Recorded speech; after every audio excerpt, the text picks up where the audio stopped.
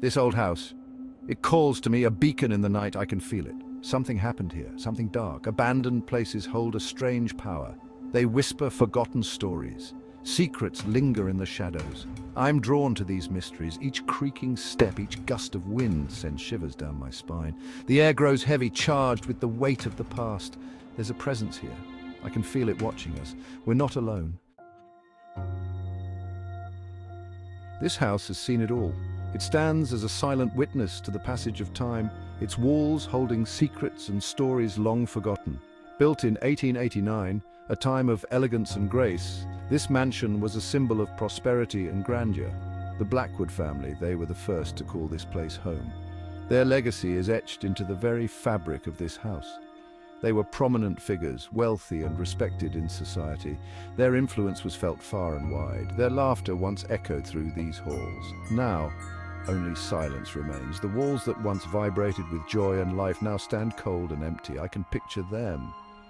The family moving through these rooms, the father stern yet loving, the mother graceful and kind, and the children full of energy and mischief, children playing on the grand staircase, their laughter filling the air, their footsteps echoing through the halls. The clatter of silverware in the dining room, the family gathered around the table, sharing stories and laughter over sumptuous meals. But every story has an end. The sun sets on even the grandest of tales. What happened to the Blackwoods? Their story, once so vibrant, now shrouded in mystery. Why did they leave this grand estate to decay? What events led to the abandonment of such a magnificent home? The answers lie within these walls. Each crack, each faded photograph, each piece of peeling wallpaper holds a fragment of the story. Perhaps in an old diary, hidden away in a forgotten drawer, we might find the truth. Or maybe in the overgrown garden where once the family strolled, we might uncover clues to their sudden departure. As night falls, the house takes on a different character, its shadows whispering secrets of the past. The attic, filled with forgotten items, holds the remnants of a bygone era, each object a silent witness to the lives once lived here. The Blackwoods may be gone, but their presence lingers, a haunting reminder of a time long past. As dawn breaks, the house stands resilient, a testament to the passage of time and the enduring whispers of the past. The year was 1912. Tragedy struck the Blackwood family. Their youngest, little Emily, drowned in the nearby lake. Grief consumed them. The laughter in the house died, replaced by an unbearable silence. The Blackwoods couldn't bear to stay, not here, not in the house that held their daughter's memory. They packed their belongings, boarded up the windows, and abandoned their home, leaving behind a void that whispered with loss and sorrow. The house stood empty. Years turned into decades. Dust settled, paint peeled, and nature slowly began to reclaim its own. Locals whisper about the Blackwood Manor. They say it's haunted, a place of sorrow and unrest. I can feel it too, a heaviness in the air. Some say Emily's spirit never left, that she roams these halls searching for her family, a lost soul forever trapped. Others speak of strange lights, disembodied whispers, and objects moving on their own. Unexplained occurrences that defy logic. I've heard the stories. Now I'm here to uncover the truth, to separate fact from fiction, to confront the darkness that resides within these walls. Section 5. The Lady in White. This chapter delves into one of the most chilling and enduring legends in paranormal lore. The Lady in White is a spectral figure that has been reported in countless haunted locations around the world. Her presence is often associated with tragedy and sorrow, and tonight we are determined to uncover the truth behind this haunting apparition. We set up our cameras, the red lights casting an eerie glow. The equipment is meticulously arranged to capture any paranormal activity. Each device is calibrated to detect even the slightest anomalies. The atmosphere is thick with tension as we prepare for the night ahead. The old house creaks and groans as if it is aware of our presence and the purpose of our visit. The air is thick with anticipation. We're ready to communicate. A sudden cold spot. The temperature drops dramatically, sending shivers down our spines. This is a classic sign of a ghostly presence. We exchange glances, knowing that something is about to happen. The room feels charged with energy, as if the very air is alive with unseen forces. Right in the middle of the room, the temperature plummets. Our instruments confirm the drastic change, and we know we are not alone. The cold spot is a tangible manifestation of the paranormal, a sign that the lady in white might be near. We hold our breath, waiting for the next sign. Our breath hangs in the air. The misty exhalations are visible, adding to the eerie ambience. It's as if the house itself is breathing with us, sharing in our anticipation. Every creak and whisper of the wind seems amplified, each sound a potential clue to the presence of the lady in white. Then a glimpse of white out of the corner of my eye. It's fleeting, almost imperceptible, but unmistakable. The figure is there, just at the edge of my vision. My heart races as I try to focus, but it's gone before I can get a clear look. The lady in white is playing a game of hide and seek, teasing us with her presence. A fleeting figure, gone as quickly as it appeared. Could it be her, the lady in white? The question hangs in the air, unanswered. We are left with more questions than answers, but our resolve is stronger than ever. We must continue, driven by the need to uncover the truth. We press on, our determination fueled by the unknown. We're getting closer, I can feel it.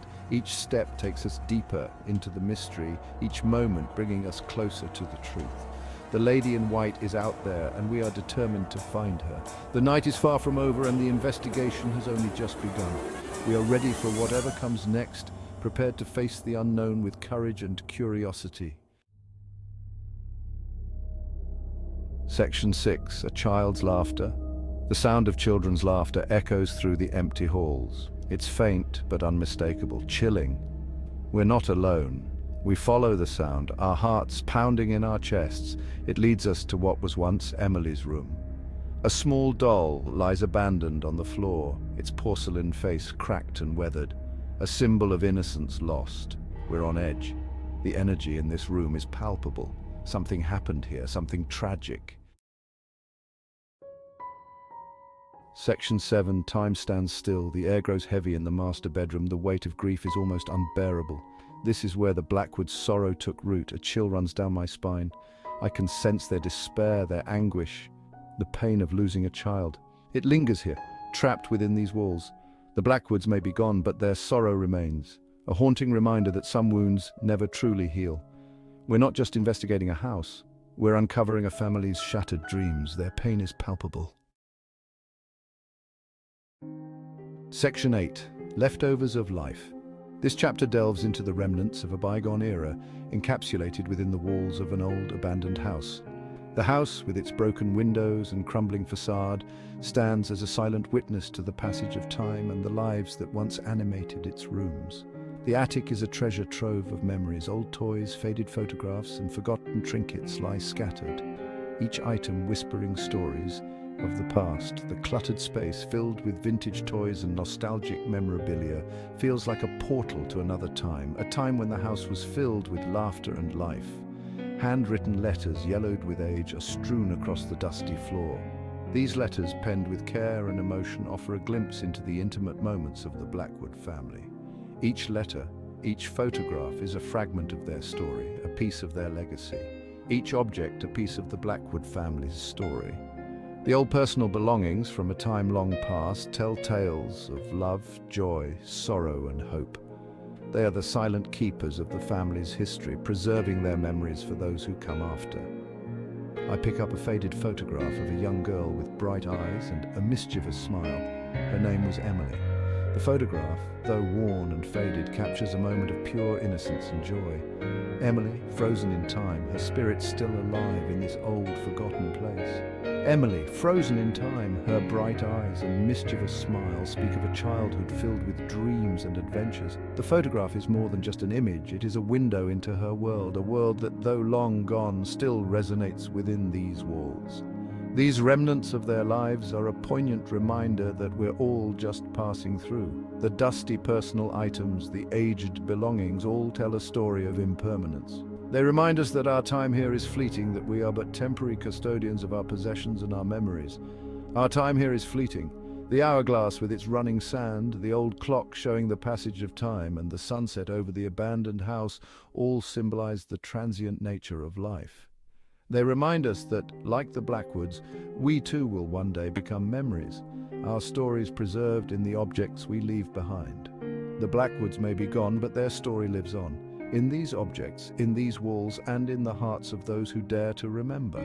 The desolate house, with its old objects and vintage family photos, stands as a testament to their lives, a silent witness to their existence, and in the hearts of those who dare to remember.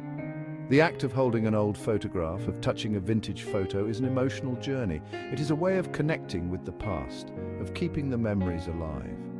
The Blackwood story, though it may have ended, continues to live on in the hearts and minds of those who remember, those who cherish the leftovers of life. Section 9. Guardians of History. As we leave the Blackwood Manor, the sun begins to set, casting long shadows across the overgrown lawn. The house stands silent once more. But we haven't forgotten. We've heard the whispers, felt the sorrow, and uncovered the secrets hidden within these walls. Abandoned places like this are more than just empty shells. They're guardians of history, reminding us of the lives lived and the stories lost. It's our responsibility to remember, to preserve these forgotten histories, to ensure that the past is never truly forgotten.